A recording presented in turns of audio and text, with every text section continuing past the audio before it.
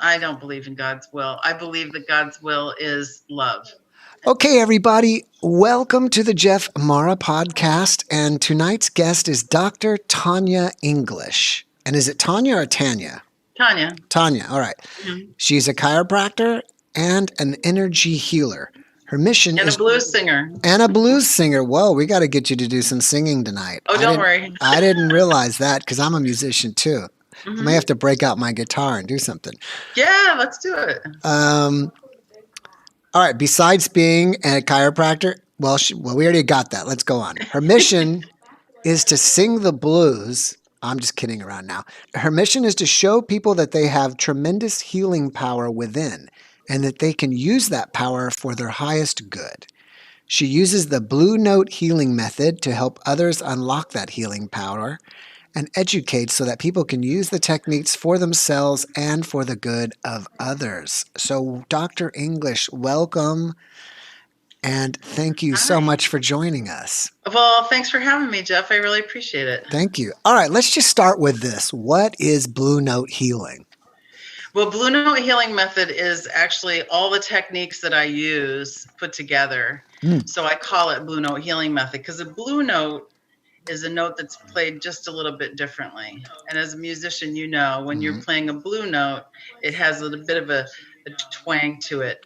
And so Blue Note healing method is similar. I use lots of different techniques, quantum healing techniques, guided meditation, chakra balancing, intuitive techniques, and channeled prayer to help people heal. Right. We had a technical difficulty, but we are back. I thought you were mixing me a drink back there. No, I should be. All right. So now for me, the blues is the blues scale. I never really thought about it as a blue note, but I think, you know, the third and the fifth note in the scale, they drop it to a flat or whatever. But so you have developed all this yourself, this healing techniques, and you just named it yourself the Blue Note healing technique. Is that correct? Well, I put a lot of techniques together that I know. So some of them you've heard of. Some of them are bioenergetic synchronization techniques. Yes, I know that technique. Which is my main healing technique. I also use emotion code. I use emotional freedom technique. I use whatever source is giving me to use. So I have a whole bunch of things that I can send you to places to study and learn from those people. But when you put the work that you do together, anybody does, it becomes your work. That's correct. And for those... So that's what I call it, why I call it Blue Note healing method. All right. And for those non-chiropractors out there, and by the way, if you didn't know, because I don't know if everybody even knows me and my podcast, I'm also a chiropractor, even though I'm not practicing right now. But when she said the bioenergetic synchronization technique, I always just refer to it as b.e.s.t. Yeah, it's a subconscious emotional healing technique. So what we do is use muscle testing, and in particular leg length, because when your body's compensating for something that's not moving correctly or isn't working the way it's supposed to, your leg length will change. So I can ask, just like I can do muscle testing with an arm, when I do it with legs, then the leg length changes, whether it's a yes or a no. Let me go back, because you and I are you and I are chiropractors, and all these little things that we're talking about, it's so easy for us to understand.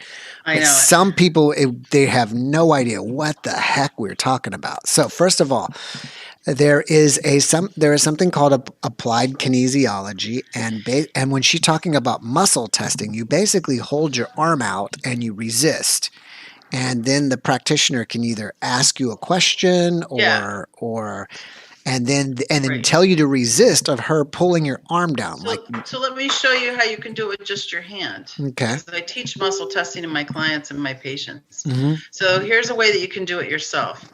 Rub your thumb and your forefinger together. And in your mind, say, show me a yes.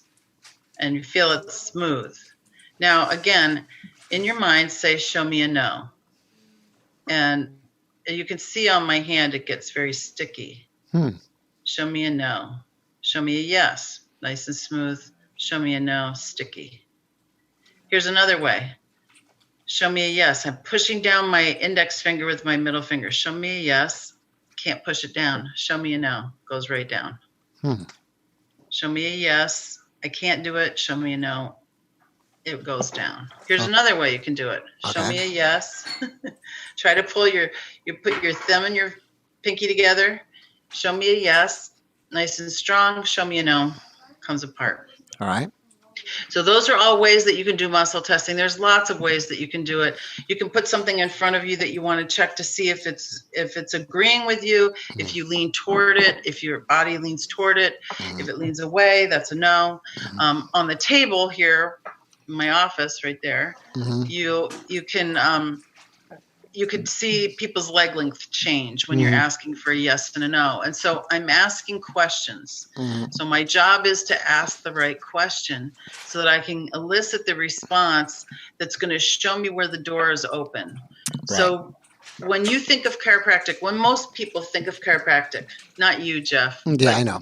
You, the people we're talking to. When you think of chiropractic, you think of somebody pushing on something, twisting something, cracking something. Right. Making the cracking noise. We're not actually cracking anything. Right. So what I do is actually go to the part of the brain, the mind, and the physiology that's holding that vibration in place that says this is the proper response for the information I'm getting. And that information might be something very old that you inherited. It might be something that happened to you between 0 and 6 when you were nonverbal before you knew words. It might be some physiology that's been holding in your body since you were born. Right. Or it could be from a past life. Right. And now, or from generations. And what you get this information and it may be, and it sounds like it is more of an emotional it's problem, because as an emotional problem that emotions create your physiology. Okay, yeah, that's very interesting. I like that statement. Emotions create. That's something maybe you guys, think about that. Your emotions create your physiology. Your body, the way your body is working is controlled by your emotions, which is, if you think about, if you think about something really scary, you're going to feel your heart start racing, or if you get depressed, maybe you'll feel your energy change. Human beings are experiencing the world through their feelings. Right. That's what we do. We are feeling beings. That's why our nervous system is so vast that if we took everything away about you that was physical and just left your nervous system sitting there, we could recognize you, Jeff. Right. That's interesting. We could recognize you as opposed to recognizing me. We would be able to tell that those are two different people just by looking at their nervous system. And so basically, as a chiropractor, do you even practice traditional chiropractic anymore? Like the regular I move bones? Do you move bones, or do you mostly do energetic work? I mostly do emotional work because that's creating the reason why the bone is moving out of place. Right. But that said, if I get to a point where this needs to move, then I'll go move it. But generally, when we're releasing those physiological, emotional patterns that are creating the physiology, I don't have to do that much manipulation. Right. I don't have to do that much what we call osseous adjusting. That means moving a bone. Osseous is bone. So I don't have to do it that often, but I do it. Do you believe that sometimes if somebody goes to a traditional chiropractor, and that if they don't get their emotions handled, their problem will never get solved? They just kind of keep getting the same treatment, but until they get the emotions handled, then you'll maybe get their case will get cleared. And I'm not saying for every single patient, but I mean, for the ones that aren't getting better, that's a possibility of what they need. Here's what I've seen, because I've been doing this work for over 20 years. I've been practicing this kind of work for a really long time. And I did massage before that. Interesting. And what I found was that when people do this kind of work, the adjustment goes deeper. It lasts longer. And instead of feeling great after the adjustment and then going downhill, they feel great after the adjustment and feel better and better and better. Wow. So you need new patients all the time because you're getting people that keep feeling better. Well, what I do is I help people understand that when we go deeper, they can get even better. Right. The whole point is that how do you know that's as good as you can feel? Right. When people say to me, "Oh, well, I feel fine. I don't need to come in." I'm like, but you don't know that that's as good as you can feel. Right. What about the subconscious stuff? What about that argument you had with your mom when you were 13 and you keep thinking about it and it keeps showing up? Right. There's a reason why those things keep showing up. Right. Because they need attention. And I just talked about this in my live healing session. I do a live healing session every Tuesday morning in my group, Healing with the Blues. It's a private Facebook group. Anybody can join it, but you have to answer questions to get in Right. to the group. And but what is that Facebook group called if they want to join that? The group is Healing with the Blues. Healing with the Blues. Okay. And the page is also Healing with the Blues. All right. So there's a group and there's a page. Got it. We move stuff around in there all the time. You can also go to my personal page, Tanya English. You can find out everything there too. And the website's also healingwiththeblues.com. All right. I am with Dr. English here, and we were talking about the 3, and actually she added a 4th reason of getting dis-ease, which some people call dis-ease. But let's try that again, Dr. English. Okay, there's 3 to start, and then I'm going to add a 4th. The 3 are trauma, toxins, and thoughts. Okay. And I'm going to add timing. Timing. So you can have trauma, which, like I said, could be stepping off a curb wrong, or doesn't have to be being hit by a truck. You could have thoughts. You can think any terrible negative thought you want. You could have toxins, and like I said, water can be toxic if you have too much of it. It could be alcohol, it could be drugs, it could be medicine, sure. It could be anything. Yeah. And then timing is something that's happening, that happened in the past, that's continuing. It didn't stop happening. It continued to happen. And so what happens is these patterns get run in our bodies for physiology, because we're having the feeling, and each feeling has its own physiology. And the chart that I use is this feelings chart. So there's 140 feelings on this chart. Wow. This is from Mortar Health System. And now Mortar. Mortar is the one that invented b.e.s.t, right? Yeah, Dr. M.T. Mortar Jr. So, but there's lots more than 140 feelings. There's lots more feelings. But basically, you saw the upside down apple, the right side up apple. Right. Basically, all emotions can fit into 2 categories: love or fear. And love and fear cannot abide. Right. You cannot have love and also have fear at the same time. And the reason why is because your autonomic nervous system, which is running your physiology right now, it's being run by your subconscious. It's run by how you feel. Your subconscious is being ruled by your emotions. Right. And your autonomic nervous system, which is running all that you don't have to be aware of. Like, you don't know what your liver's doing right now. And I don't know what my kidneys need to do right now. And thank God I don't know. I couldn't keep up with that stuff. Sure. So what happens is, because this is under automatic control, your feelings are going to influence it, because your feelings change your physiology. And so you can either be in rest, digest, and heal, or you can be in fight or flight. Correct. You can't be in both. This is Physiology 101, right. By the way. I'm not making this up. Right. You can look it up in Guyton's textbook. Sure. So this is not like a fact that is disputed anywhere. Correct.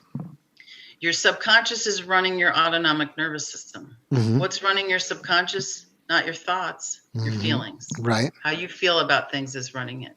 So if you see something that triggers an emotional memory that you have that was negative, for instance, maybe you hear footsteps of somebody walking into your house. Right. And it's your abuser. Yes. Whenever you hear that cadence, it doesn't matter where you are, you go into fight or flight. And it happens so quickly, there's nothing you can do about it. And then you start having reactions to things and behavior changes because of the trigger that happened. This is post-traumatic stress. That's how it works. You know, there was a book that was written, I think Dr. Whale talked about or liked this. I don't think he wrote it, but he had interviewed the guy, Dr. Whale MD, and there's someone that wrote a book about healing back pain. Mm-hmm. And I believe his whole premise was that back pain either was worry over money or worry over, it was all about worrying. And that was the treatment. Well, yeah, and it's usually financial stability. And low back pain. Louise Hay has that in her book. You can read Louise Hayes. I had thought, in her book, she said it was something about not having support or something. Mm-hmm. Yeah. Feeling unsupported, feeling unstable. Mm-hmm. So the healing part of stuff that I've been doing for the last 30 years, I started mixing that with the healing I was doing when I'm singing the blues with my band. And I'm watching those two things happen, and I'm going, I think these could go together. And sure enough. Well, how does blues music heal people? Well, it names your feeling. So you're having this bad feeling, this negative feeling. Why am I treated so bad? Yeah. Tell me, why am I treated so bad? Who hasn't felt like that? Right. You name the feeling, now you have some ownership over it, and you can do something about it. Right. So when I'm singing blues and I'm performing blues music and people are getting healed from that because I'm identifying their feeling, and music goes right in. Yeah. There's nothing stopping it. Right. It's going right in, and people are identifying with it, and then we lift up. Because now someone's recognized us. So it's sort of like when I'm doing an intuitive energy scan, which is the exam that I do before I do any energy work with people, I'm reading their chakra system. I'm reading what their soul is showing me. Show me what I need to know to tell this person what's going on with them. I'm seeing in my mind intuitively, I'm seeing all of this stuff that's creating the problem. So we're multidimensional beings. Yes. And so why not treat us that way, since that's where healing comes from anyway? Do you think that there's healing in other types of music? Like yeah. I think that I don't know if it's for sure the actual note of C or and they have it down to the hertz of whatever, each note has a certain hertz, and I can't remember what the hertz is, but it's a vibration. There's some 1 hertz is like this. Right, there's some note, and they think it's like that is like the energy of the planet or something. I had seen that before. It was like 540 hertz or whatever, whatever that note is. You can go onto the internet. It's like and a C sharp to the sound of the universe, and you can hear the notes. You can hear that vibration. It's amazing. And my friend who's a sound healer is like, C and G, those are your healing notes. I'm like, C and G. G's my jam, man. I do a lot of songs in G, so that's where my voice is. Okay, I got a question here I have a question here. Is there a blues song that heals back pain? Well, that's interesting. I don't know that there's one specific song that would do that. There might be a lot of songs that do that, actually, because where's the back pain coming from? Yeah, that's the physical manifestation of the emotional problem. Right. So you need to name the song. You need to have a song about the actual problem. Well, the actual problem isn't the back pain. I mean, the emotional part that's causing the problem. Exactly. So is the back pain being caused because, and that's why I do the kind of techniques that I do, because I want to find that emotion, and then I want to stop it with a positive emotion and have the person think of a positive emotion, have them look in a certain direction, have them do specific breathing, have them think of an energetic number while I hold contacts on them or on the surrogate that I use to be able to feel that pulse come into synchronization. That's one technique. That's just one. But there's lots. And that's kind of what I wanted to know, is that when you're doing that, is that how you're connecting someone's inner self with their behavior by aligning the pulses, or is there another way that you do it? Well, that's an interesting question. aligning their inner self with their behavior is about being able to choose what behavior you're going to do. Mm-hmm. So that's not exactly it yet. Mm-hmm. That's allowing healing to happen. Right. The way that you connect your inner self with your behavior is you connect with your inner self first, and then you decide what behavior you want. And the way that you can do that very simply and easily is breathe. Oh, interesting. Just breathe. Breathing connects us to life. It's the one thing you can't live without. You can live without food for a while, and you can live without water for a while, but 4 minutes without air, Right. and you can't live. So when you're breathing and you're putting your attention on it, then your attention is going to the thing that gives you life. Mm-hmm. And I teach everybody 4-count breathing. So in for 4, hold for 4, out for 4, hold for 4. In, hold, out, hold. So when you're doing that 4-square breathing, and a count is 1 second, right. It takes 16 seconds to do it. And everybody, when I do the demonstration of this, and we can do it if you want, it'll take us 32 seconds. We'll go through it twice. Is that okay? Yeah, let's do it. Yeah, let's do it. Right, Let me get myself in a better position.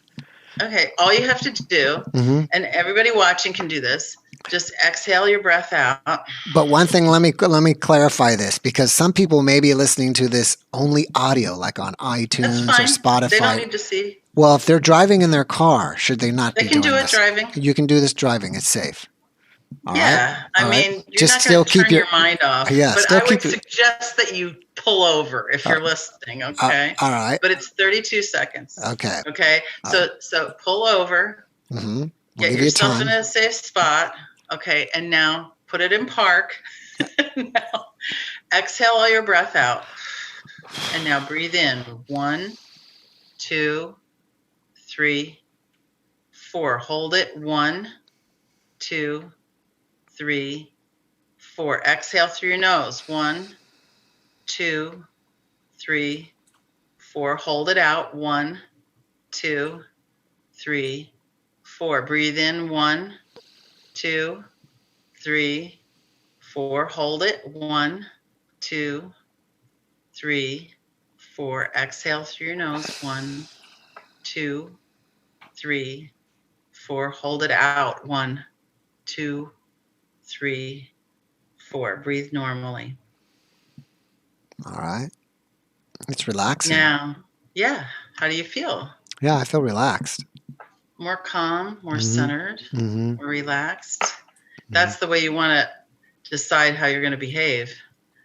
You don't want to do it snap, like most people do. Most people want to snap.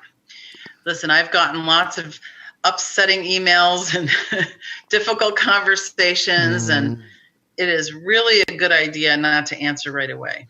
Well, you know, and if you just put yourself out there, you're always going to get some hate, right? That's just part of being in the public eye. You have to breathe, and then you have to say, how much of this is true? How much of this is me? And how much of this is this person bringing to their listening? What are they bringing to their listening? Because they might hear me say something that's offensive. Right. That's bad. But that's not me. I'm not offending anybody. That's them. So we're talking about, holding onto a grudge. Yes. And there are people in your life, and then there's times in my life when I've just been offended by everything, or everything annoys me. And that is a really good indication that there is too much subconscious stuff going on. Right. And you need to get away from things and sit and breathe and meditate so that you can start to rejuvenate what you're doing, what you're being, really. Right. We're human beings, not human doings. Right. And I want to get into grudges, but let me get another question here. If someone has facet syndrome, already noted on their MRI, would their pain get worse due to financial or other stresses? They probably have financial and other stresses, and that's why they have facet syndrome. That's what's causing it. So you're putting the cart before the horse. Right. Because things happen intuitively, things happen emotionally, things happen in the past, and it works and works and works. And say, well, I didn't do anything. I just bent over and tied my shoe and my back went out. Well, it didn't just go out. it's been getting there for years and years and years, and then bend over to tie your shoe and it's gone. It's like the straw that broke the camel's back. Right. So have you been working on this subconscious hatred of your parent because they didn't love you enough? Feeling put down, feeling like they never accepted you for who you really are and the gift that you really were, and you wanted to be seen as precious and something really amazing, and they didn't see you like that, and so you've been holding on to that all this time, and it makes you feel unstable. I mean, this is how deep this stuff goes. When you're actually... It's not quick fix kind of, I mean, we can fix it fairly quickly, but it takes a long time sometimes for these things to happen. When you have patients in your office and you start getting into these deep things, do you see like a lot of emotional reactions, a lot of breakdowns? They start crying, they start, remembering the past, and then after they have this emotional and they've kind of expressed it and actually confronted it, do you see an immediate change where they become relaxed, that now they've kind of, okay, I've they've dealt with it? heard people change when I've worked on them on the phone, on an interview where they call in and I have them do something, or I'll do something with them, and their voice starts to relax and their throat relaxes and their voice gets deeper. Interesting. Yes, I've seen that many times, many times. And I've heard it when I've been working with people on the phone as well, or online. I've seen it happen. Right. But crying is cleansing. You have got to let those feelings out. You have to be able to use your emotions as a way for you to heal. Right. And if you are pushing, I mean, men, you're allowed to have like 5 different emotions, right? You're allowed to be happy. You're allowed to be congratulated. You're allowed to be angry. And you're allowed to be maybe sad. I mean, you're just not given permission by the society and the culture to have more than 5 feelings. So imagine all of that happening, and this person is in a place of being able to decide other people's lives. Can you give us any healing? Can you give us any tips on how not to hold grudges? Oh, yeah. So there's a great book that I read a while ago, and I highly recommend it. It's called Journey of Souls. Now, I'll tell you something personal that happened in my life. I married my husband, and he had been married before, and his ex-wife was so angry all the time and so upsetting and harassed us terribly. Wow. And a friend of mine gave me a book on borderline personality disorder, because I kept saying to myself, what did I do to create this in my life? I didn't need this.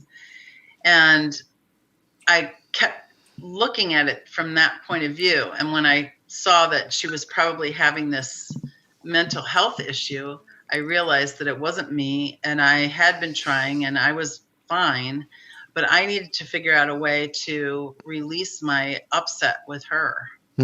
So a friend gave me a book called Journey of Souls by Michael Nelson, who did a lot of past life regression hypnotherapy with his clients.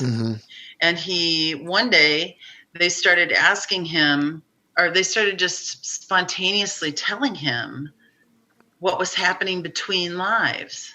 Wow. And they all said it in different ways, but it was basically the same story. And the story went like this. We all are in soul groups, and we have a lifetime, and we go back to our soul group, and the soul group says, so how was it?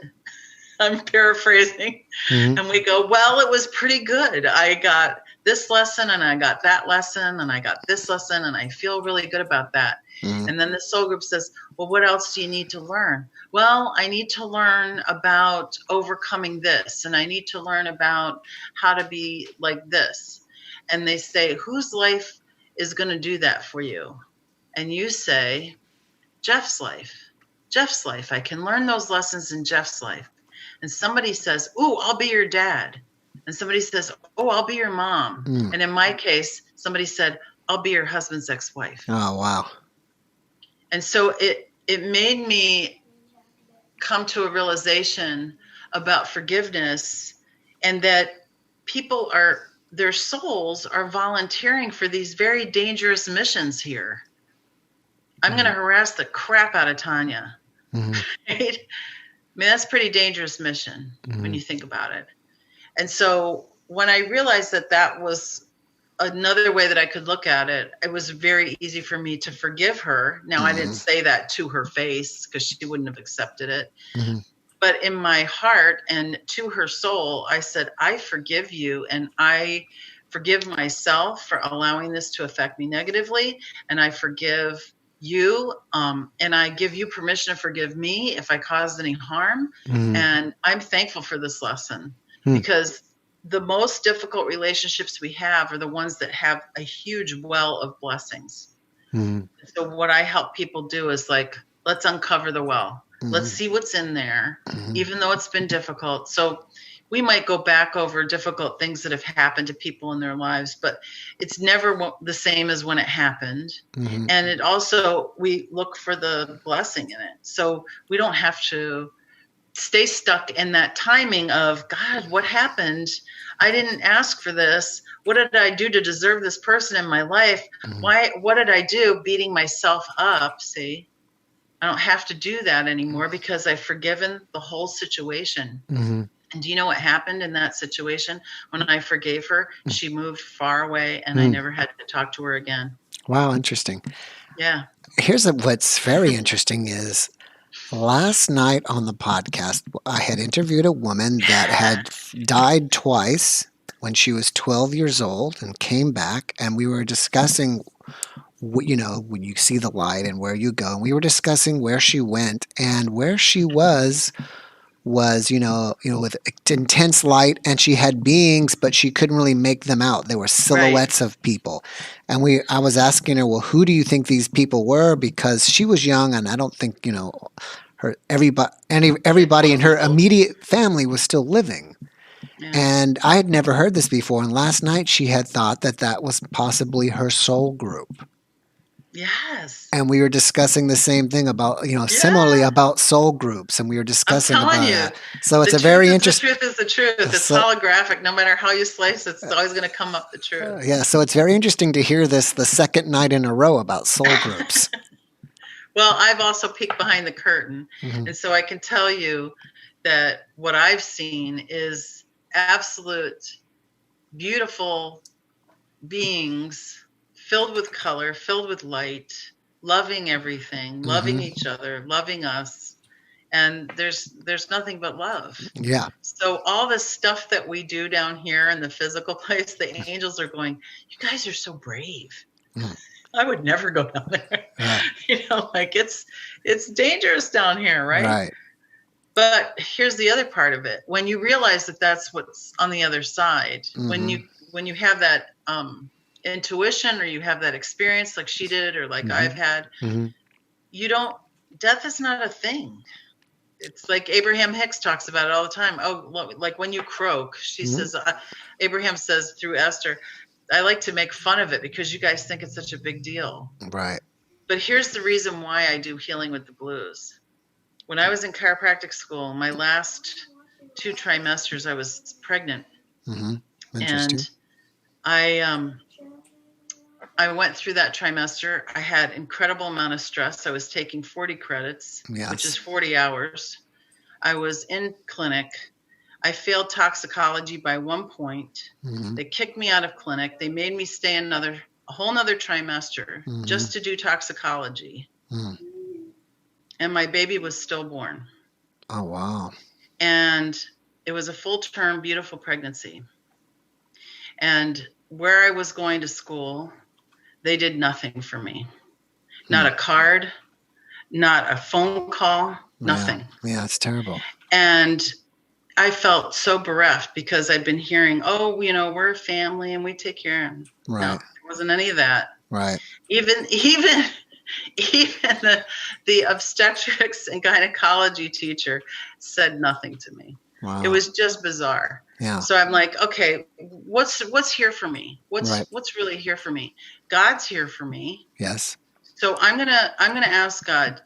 I'm obviously in major need of healing now because not only do I have no baby, but I have a real big disconnect with healing right now. Sure. Because I did everything right. And so I would go down this rabbit hole, not very far, mind you, and I would think, what did I do wrong? Right? We always want to take responsibility. Even as children, my parents got divorced because of me. Right. We think it's us. Right. It's not us. Right. It's things happen. Well, the world revolves around us. Yeah, right? I'm the center of the universe. Yeah. So I asked God, I said, God, you just put me where I need to be to bring healing to me, because that's not doing it. So put me where I need to be. And I went to the Blues Fest, the Mississippi Valley Blues Fest, and this was 1994. I went to the tent stage. It's going to make me cry to talk about it. So I hope you're all comfortable with emotion. That's okay. And I went into the tent, and the 5 blind boys from Alabama were singing. 5 blind boys? Yeah, it's a very famous gospel group. Okay. And they were in the tent, and they were singing, and I had a healing come over me. Wow. And it was intense, and it was amazing. And my husband was at the other stage, and we met in the middle between the stages, and he looked at me and he said, "Are you okay?" And I said, "Oh, I am so okay."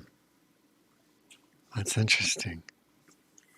Because I know that God loves me, and there is nothing but love for me. I know it. I know it in my knower. And fast forward 25 years, my mentor, Gloria Hardiman, my mentor in blues singing, Miss Gloria Hardiman, you can look her up. She's an Alligator Records recording artist, introduced me to the only original blind boy left, who was at that concert that night. Oh, wow. And I had dinner with him 2 years ago. And he loved my story, and he wanted to meet me. And I got to sit and have dinner with him and just share a meal and just chat and talk. And to have that kind of full circle moment was huge. Huge. Now, there's been lots of other things that have happened in my life that have brought me healing too. But my husband was playing blues bass for years, and I was raising a family and running a practice and doing all that. And then the kids started to filter out.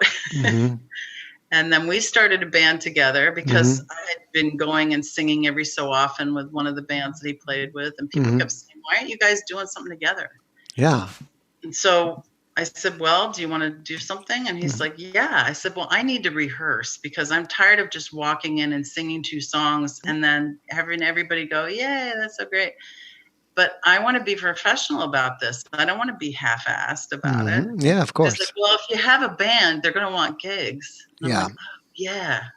Can we get gigs?" He's like, "Yes, we can get gigs." So for the past 8 years, we've been performing all over this area. And we did a couple of house concerts that are online. You can find them. It's just Ed and me, bass and cool. Voice. And so we've been performing around. We have an amazing band, just wonderful musicians. If you're a singer, surround yourself with great musicians and you'll sound great. And so I'm bringing that healing to people, and I'm seeing it happen with people, and they're loving what I'm doing. And I'm like, okay, I guess I'm good at this. You know, that feeling of like, I don't know, am I full of myself? What is it? They're responding to it. And I'm like, blues is a healer because we're naming our feelings. We're singing about them. The music's going right in. The whole reason why blues came about in the first place is because slaves were working in the fields and needed a way to communicate with each other without the master knowing in this terrible, horrible situation that we're seeing now, the fruit of that right now. Yes. So when people talk to me about Black Lives Matter, I say, goddamn right they matter. Yes. We wouldn't have half of the wonderful things. We wouldn't have this country if we didn't have that. And the fact is that when slavery ended, they should have been raised up on a pedestal. Thank you so much. This is amazing. Here's your reparations. That didn't happen. Yeah. So now we have to help. We all have to help that happen. However it's going to happen.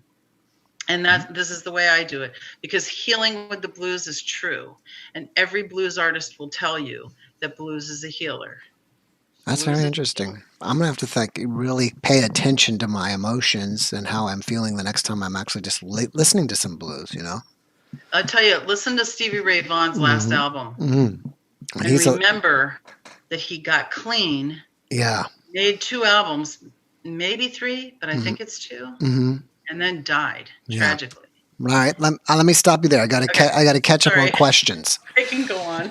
All right. The first one is curious. Is there a musical genre or style that is better or worse for relaxation, mental, spiritual healing?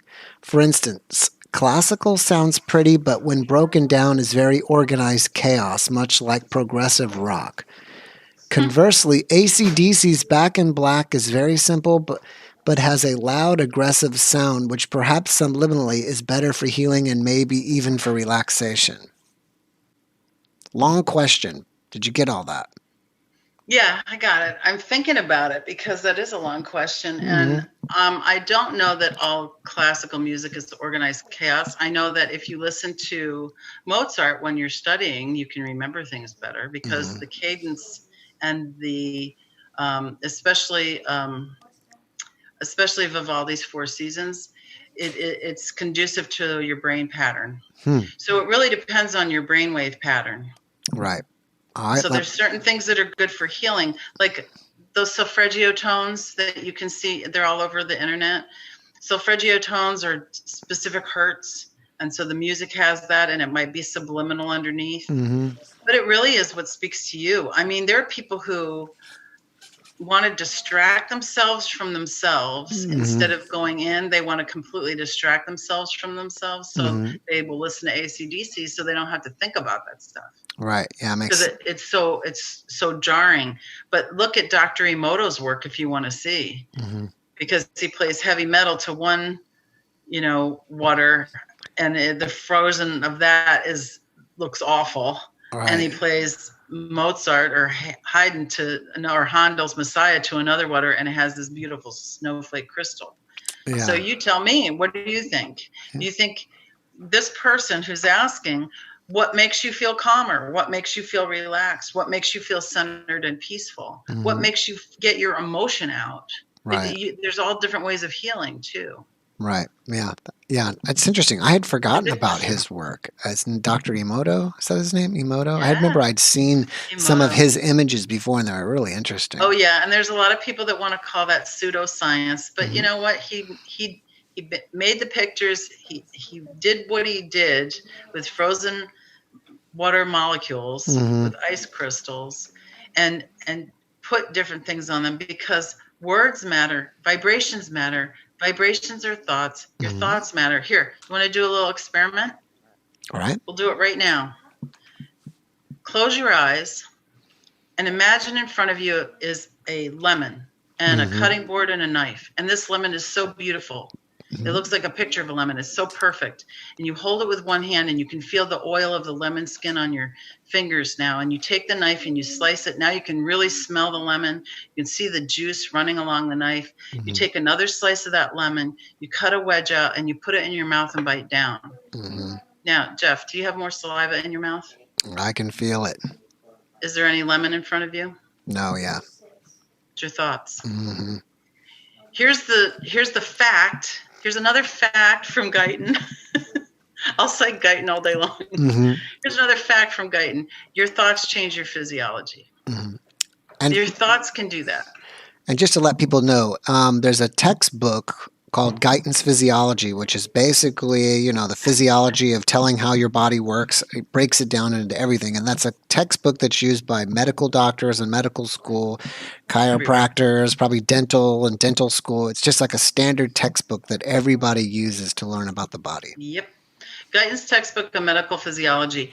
And physiology is how it works, and anatomy is what it is. Right. So anatomy is like the geography of it, and physiology is like all the information about it. Right. Let me catch another question here. Yeah. Do you believe in destiny, or a phrase that we use sometimes, it is meant to be? I believe in density. Density, but I not believe in destiny. destiny. No. I don't know if I believe in destiny or not. I think if we pay attention, we can allow ourselves to be directed, and so you're creating your own destiny, really. Right. But you can also ignore. So that's your destiny. So I'm going to take the right road because that feels right, and I'm not going to take the left road. That's me creating my destiny. Yeah. So whether it's pre-subscribed, God has a plan. You know how you make God laugh? You make a plan. Right. Right? Because things are going to go awry. So how do you deal with that? I think that's your destiny. How do you deal with things like what we had at the beginning here? Do you get all upset and let it like ruin yourself or make you upset? Or do you just go, yeah, that's what happens, technology? Right. I think that people use that expression more when things don't go right. You hear, I guess it's meant to be. You know what I mean? Like, this bad thing happened. I guess it's meant to be. Yeah. And the whole thing about God's will, that's what it is. And it's just love, and that's all. And I don't believe God is like a person on a big chair moving us around like chess pieces, creating storms. It's none of that. Yeah, I agree with that. We create all that. Right. But I'll tell you about destiny. I'll tell you how destiny worked in my life. I would go down to the beach every day because I used to live on the Jersey Shore. That's where I grew up. I'd go down to the beach every day and I'd say, when I meet the right person, it's going to be so awesome. We're going to know within 10 minutes. He's going to listen to what I say. He's going to remember things I tell him. He's going to sweep me off my feet. He's going to think I'm the greatest thing since sliced bread. It's going to be so awesome. I can't wait. Wow. Oh, I can't wait. And then I would walk away and forget about it. And when I moved to Iowa in 1990 with my overloaded U-Haul, 9 months later, I was at a party and I felt somebody looking me up and down. You know that feeling somebody's looking you over? And I went, can I help you? And he said, I'm just looking. And I said, well, looking's free. And he said, ooh, let me get you a drink. And that was my husband. And he swept me off my feet. He picked me up and twirled me around. And he's like, I like you. And I'm like, check, check, check. All right. Well, let me ask you this. Why do some people keep getting in the same relationships over and over? Oh, it's so interesting. This pattern that people have, like I was talking about it before, like being annoyed by people all the time or having the same relationship where it's a boyfriend that doesn't work out and they never work out and then they start saying things like there aren't any good men. Well, it's just what Henry Ford said. Whether you believe you can or you can't, you're right. Oh, I like that. What's happening is they're having the past experience. It's not good. They're not diving in to find out how am I creating this? Because we create our own lives. We don't walk a path that's prescribed. We create it for ourselves. And it doesn't really matter what culture you're in. You're creating your life. And so you can not learn from your mistakes. You can keep thinking it's everybody else's fault. And that will keep you in that pattern because you're now creating it for yourself. See, I was right. Right. And it's the ego, because the ego would rather be right than be happy. Oh, interesting. Rather be right than be happy. So it will defend your right to be right, but it won't defend if it's about being happy. Where does that? You have to surrender. Where does that statement come from? That's an interesting statement. I don't know. I made it up. Oh, you made it up. Okay. God gave it to me. Oh. I don't know if I read that. I don't know. Yeah, it's very interesting to think about. Sometimes you hear these statements, and I'm not disagreeing with you. I just found, it's pretty interesting. And who said that? My friend Lee says, your ego should be put in the child's seat in the back, strapped in and facing the back way, not facing forward and driving. Here's people let their ego drive. Here's an interesting thing I thought of and made me remember. I saw an interview recently with Mike Tyson, the famous boxer. Yeah. And Customato was a coach that trained him, and eventually he died, I think, before he became super successful. But I think he was saying something along the line of, in order to be super successful, you have to have huge ego. He's not saying that in a good thing, because later he was like trying to get, work on not having the ego later in his life when this interview had taken Got him place. into a lot of trouble. But probably yes. And so, but I found that very interesting that he said, and that's what his own trainer said, is the most successful people in the world are the people with the biggest egos. I don't think that's true. Yeah, I don't know, but I just found that very interesting, I don't know the most successful people, but I can tell you the people that I think are successful. I don't know what his definition of success is either. Right. That's a big thing. Right. Mother Teresa was a big doubter. She wrote journals about how much doubt she had, and people thought she was so faithful. She was always doubting what she was doing, but she knew she was compelled to do it. So I think when you allow yourself to be compelled by something that's something that is given to you to do, like for me, I asked God, show me how to put these things together. How can I do healing with the blues? How can I do this? Because my overarching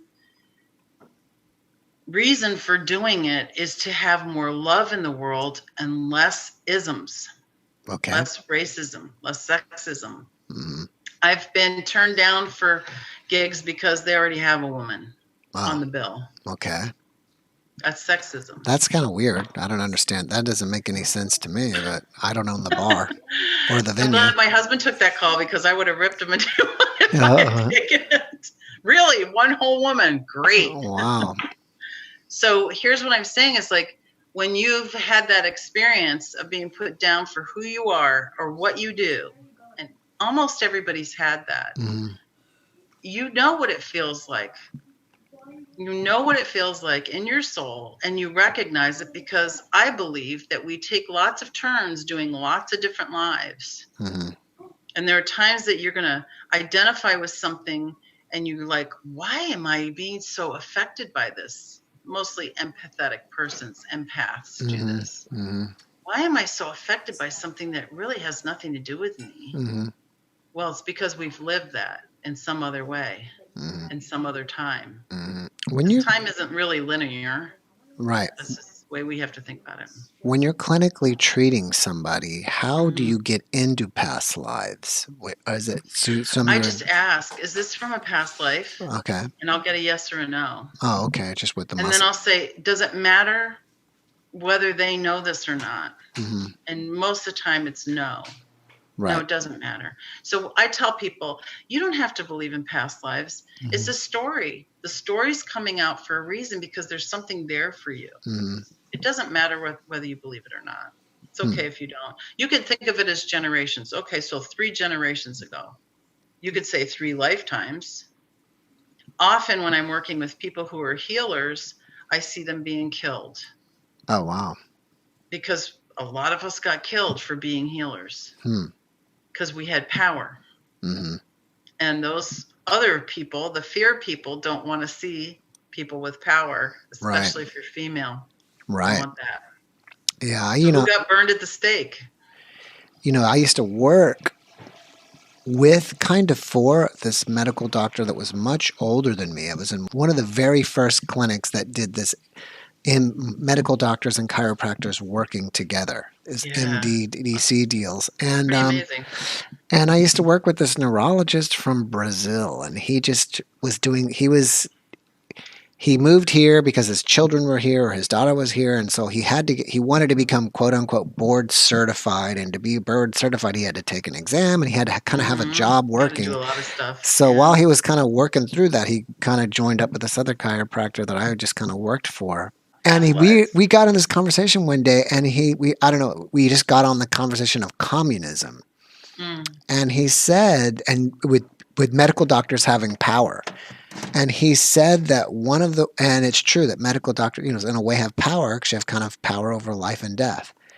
And one of the first things when a communism regime takes over is they destroy the medical doctor and the power of the medical doctor. And that way that they don't have any power anymore, And I thought, wow, that's pretty, That's that was right. kind of interesting. I don't know why, just when you were They talking go about after the power, intellectuals. They go after the thinkers because the thinkers are the thought leaders, and the thought leaders are the people that say, you know what, Black Lives Matter. The thought leaders are the ones that say you have the power to heal within you. Well, we got to get rid of those people because they're giving people power. And the whole idea behind the power, the dark side of all of this, and the thing that people are dealing with right now with everything that's happening in our world, is that it doesn't want you to have the power. It doesn't want people to have power. It wants to hoard all the power for itself.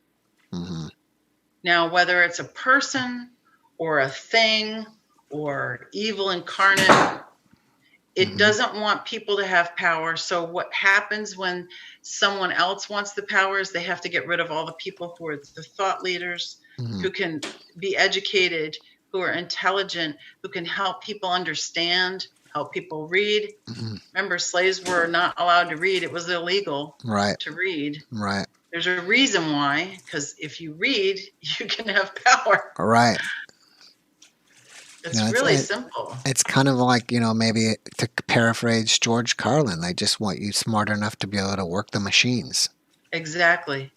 That's exactly right. George Carlin was exactly right. And the fact is that when you start to gather in groups, then other groups will want to stop that too, because now they see somebody else has power. So our group has power. We don't want them to have power. So then the overlords are happy because now we're fighting amongst ourselves. Right. All right. So let's kind of think about this. You are treating patients in your office. Mostly online, but yes, in the office too. In your office, online, like via Zoom or something. And then you're also performing the blues, which is also another pathway for healing for you, or treatment. I don't like to really use the word treatment with playing music, but that's another. Are there any other healing modalities that you're doing? Planting flowers in my yard is a healing modality. You're providing visual beauty and oxygen to the planet. Yeah. I think of cleaning as a healing power. Because when you come into an environment that feels like somebody's taking care of it, you don't have to. And so you're free from that idea. Right. I keep trying to tell my son that. He's now living in a house that has other people that do not take care of that. And it's starting to bother him because he's realizing, like, I like to have things a certain way, and I'm used to that. And it creates chaos in my mind when I don't have that. Yeah, and I think we naturally like symmetry. Yeah, symmetry, and to be creative. I sew as well, and I take photographs, and I do a lot of my own graphic design, which you can like or not. When you go to the website, you'll see that. I like to do household things. I like to, the other day, I cleaned off my front porch. I hung a new painting, actually a poster from my office there. So when people walk in, they see that. I have bells hanging there. Oh, that's another thing. Everybody put bells by your door if you don't have them. By all the doors in your house, like the doors in and out of your house. Yes. I have people, when they come to my house, they have to ring a bell. I don't care which bell. I have 4 actually on the front porch because 2 were left here by the previous owners. We brought one, and there's a push button doorbell, but it clears the aura of the person before they walk in the house. Interesting. So I always have them ring a chime or a bell of some sort before they come in to clear that energy off of them. And also by the back door. Are you going to be recording any music? Yeah, that's the next part of the project, is to record that so that when people come to a workshop where we're doing the music and we're doing the healing and we're doing that all together at a retreat or a workshop, that they can take that home with them, or they can get a URL to have that MP4 or 3, whatever it is. Stuff. Yeah. Let me ask you this. You had mentioned when you saw the 5 blind men singers. 5 blind boys from Alabama. It's a blind school for boys, yeah. Right. And they were singing gospel music. I think is what you said. have you sang gospel or and experimented with gospel music? Because Well, I'll tell you, and what do you think about that? I love gospel music. I sing along with it, but I can't sing it in front of people because I cry. Oh, I interesting. When I'm at church, I cry almost every hymn I sing because I let it come all the way in. It's healing for me. Very hard to sing and cry at the same time. Well, yeah. With blues music, I'm taking on the persona and the story of the song that I'm singing about. So every song I sing in blues music, I can relate to a story in my life or something that I know about. So it's very personal, and I'm just telling that story. But gospel, I wonder if you kept singing gospel, you'll finally get to a point where you won't have that reaction more, and move it from releasing to pure joy. I do feel pure joy, but I cry when I feel pure joy because it's so touching, and my heart is so soft. It's very soft and chewy inside. And so I can sing some hymns if they're pretty. If they got a good beat, I can sing those. But one of my favorite ones is a very old hymn. It's called "Breathe on Me, Breath of God." And it's really lovely. Go look it up. Breathe on me, breath of God. And then I'm not going to sing the rest because I'll start crying. Oh, okay. There'll be tears of happiness. Yes. Yeah, because here's the thing. It's like we don't realize how much love there is for us. Right. And sometimes when I think about the amount of love that there is for us and how we refuse to have it, we just keep it away from us so well. Yeah, it's interesting to think about. It's very much a situation of like, it's just sadness in a way because like, why would you keep that away from you if you knew it was there? But we all do it in some way because that's the essence of being human. I send everybody that I work with a postcard when I start working with them. I'm going to get one here. So this is something I send everybody because it's really important to have a reminder of who you really are. So this is what I send, and I know you're seeing it backwards. No, it says you are a divine expression of love. Okay. Yeah, that looks nice. Very pretty. So this is a picture. It's called the picture of Saint Germain. Okay. This is you right here. This is also you. This is your higher self. This is the part of you that's connected with God all the time. These beams are going in and out. This is you grounded on the ground, protected all the time. And there's a conduit here between the heart of your higher self and your heart. So when you're looking at this, it reminds you who you really are, your divine expression of love. That's who you are. And then on the back of the postcard, I have an affirmation. That's what the postcard looks like. And I'll read you the affirmation. It says, I accept life and take it in easily. I am worthy of all good things. I am deeply grateful for all I create and receive. It's an affirmation that can absolutely change your physiology. When you accept that you're worthy of all good things and you don't think that anything's being kept from you because you're not worthy or you're not good enough or you're not something enough, thin enough, tall enough, white enough.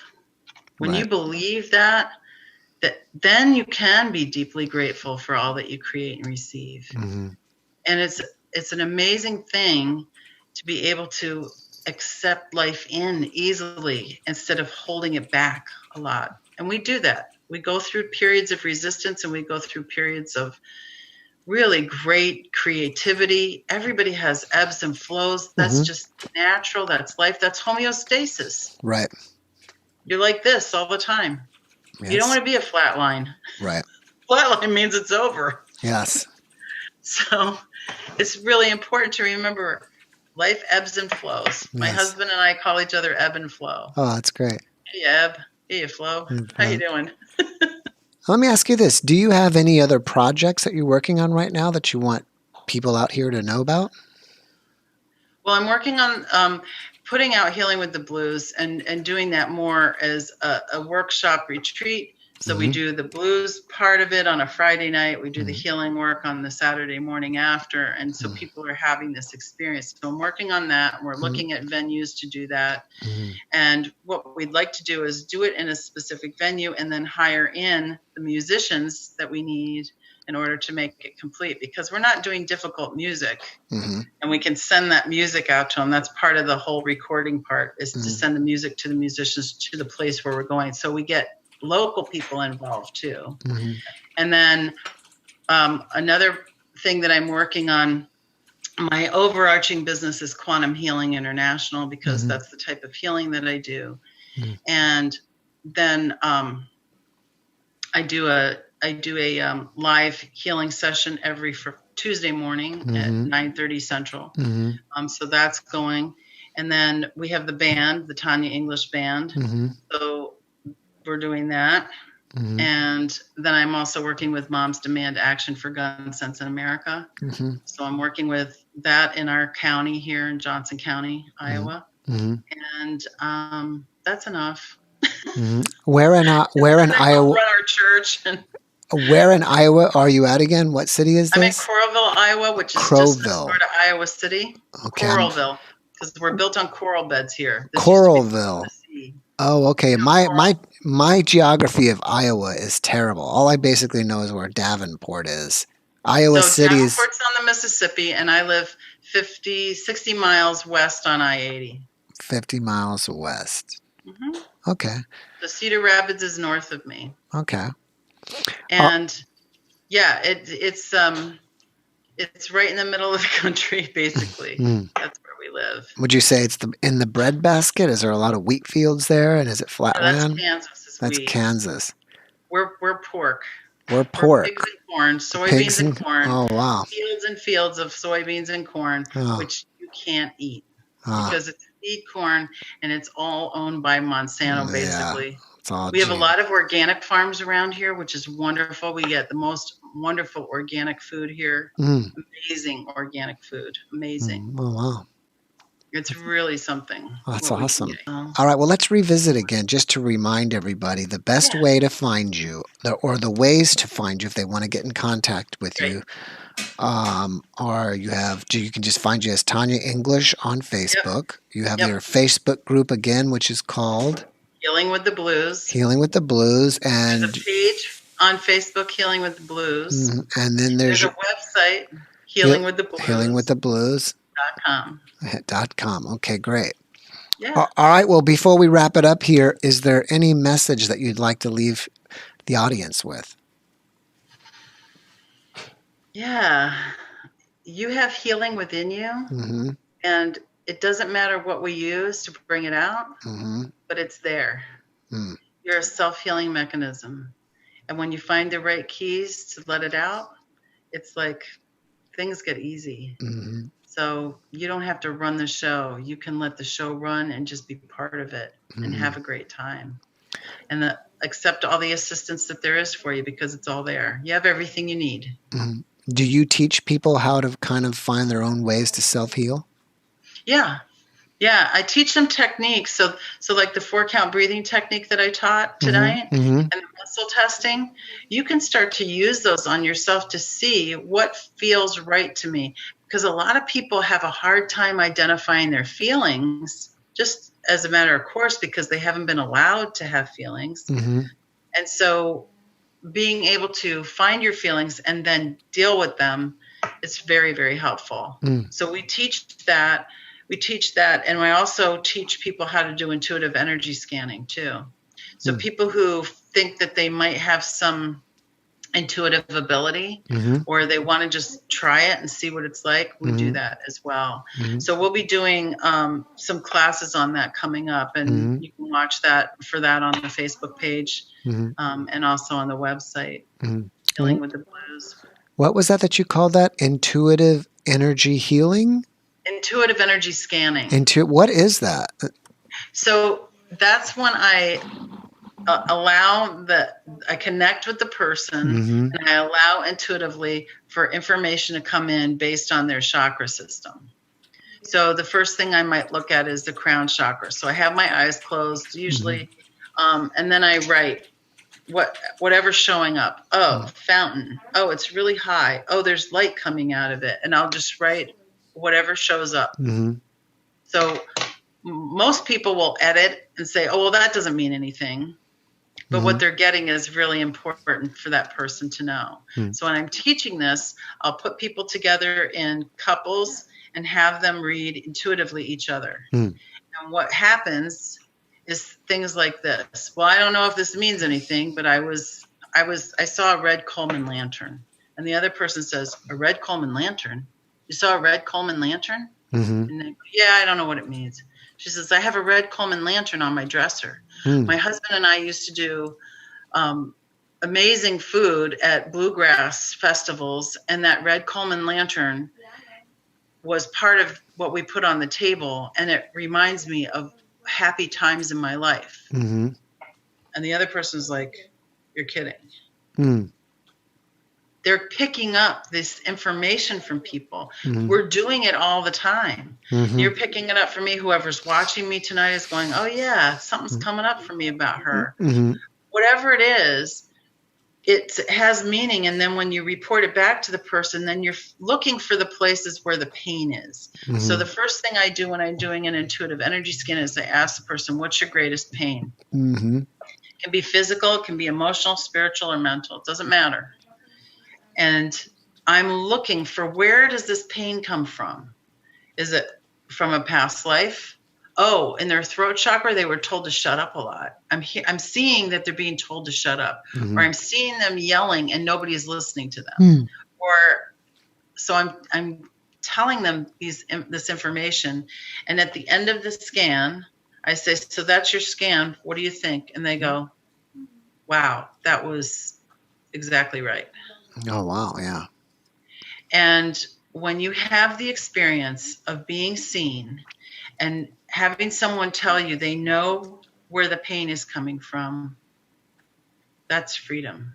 That's healing right there.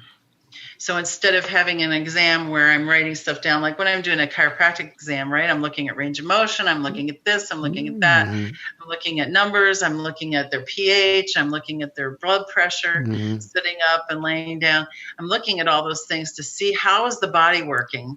When I'm doing an intuitive energy scan, I'm saying, how is their soul working? Right. How is their energy holding up? What's showing up here that's creating this problem for them? Because that's what's going to manifest physically. That's interesting. And so it's much deeper work. So people ask me, well, can I come into the office for the energy work? I'm like, you can, but it works a lot better if you don't have to look at me and I don't have to see you, because here's the thing. When you're in here, you're looking at me to see if am I doing it right? Let me watch her face to see if I'm doing this right. Micro emotions are showing up, and so people are cueing off of me. Like remember when you learned how to do a physical exam, how you're not supposed to lead the question? Like, hey, so do you feel a lot better? Would be not what you would ask. Right.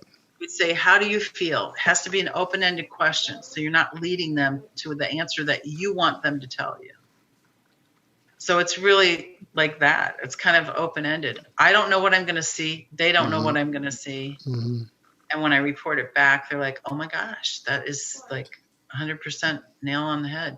Wow, that's awesome. I'd like to sit in on one of your cases and just watch it sometime. It'd be very interesting. Well, you should do it, Jeff. You should get the scan yourself. That's the way to do it. Yeah. You get the scan. Get scanned. So you can sign up for an energy scan on my website. It's right there.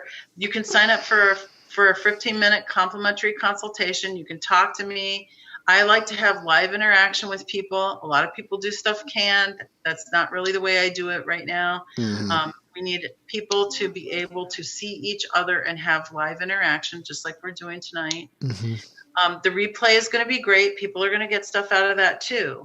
But what they need right now is that live interaction. So there's a free complimentary, that means free, 15-minute consult you can do. The energy scan is a very low cost right now, because while we're going through this amazing time, which is what I call the breakdown before the breakthrough, that's what's happening. Everybody is going to break down. It's going to break down before it breaks through. Then when this part's over, then the scan will go back up to a normal amount. But right now it's at a really low price, so anybody can do it. Yeah, it's great because there's a lot of people just completely out of work right now. I really want them to be able to have a healing experience no matter what. And then if you want to work with me privately, that's going to cost. But I will give you that time at a very minimal price when we do the scan, and you can talk to me for 15 minutes for free. Oh, that's awesome. And I'm happy to do it. Happy to do it. That's great. All right, Dr. English, thank you so much for giving me your time today. I really appreciate that. I really appreciate you being here. I wish you massive success with your blues band as well as your practice. And please, once you make a recording, please let me know about it. I'd like to hear it. Sure. Yeah. That'll go everywhere. Maybe we'll have to get you back on and we'll just talk about, maybe we can listen to pieces of your music and we can talk about the songs. That'll be fun. I'll sing for you. No problem. That would be great. Do you think it'll be original music or it'll be covers? Probably what I like to do is real traditional blues. Mm-hmm. So I do some pretty old stuff. I do a lot of Coco Taylor work. I do some Sippy Wallace. Mm-hmm. I do some songs that were written in 1895. Mm-hmm. I do some stuff that you haven't heard. And when I'm doing a show, I do stuff that you know, too. Okay, great. That'll be awesome. Oh, what's one of the songs I do that you know? Tainted Love. I do Tainted Love.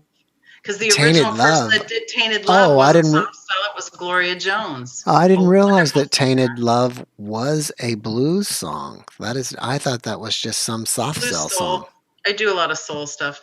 I do a lot of pop staple songs. I do that song I sang for you, Why Am I Treated So Bad? That's a pop staple song. That's real interesting. I do protest music. Yeah. Oh, wow. That's cool. Yeah. That's interesting. I'd like to hear that original version of Tainted Love. I think that would be real interesting. Oh, check it out. Gloria Jones, man. Gloria Jones. Wow. Yeah, when you look it up on YouTube, she has white rimmed sunglasses on. And it's great. It's loud, too. It's awesome. Wow. It's raucous. Cool. You'll love it. You'll love it. You'll say, I never want to listen to that soft cell stuff again. I never want to hear that version ever. No, you'll want to hear Gloria. Okay. All right. Well, again, thank you so much. I really appreciate it. And have a great rest of your evening. Thank you so much. Have a great night, Jeff. Thank you. All right. Thank you. Bye-bye.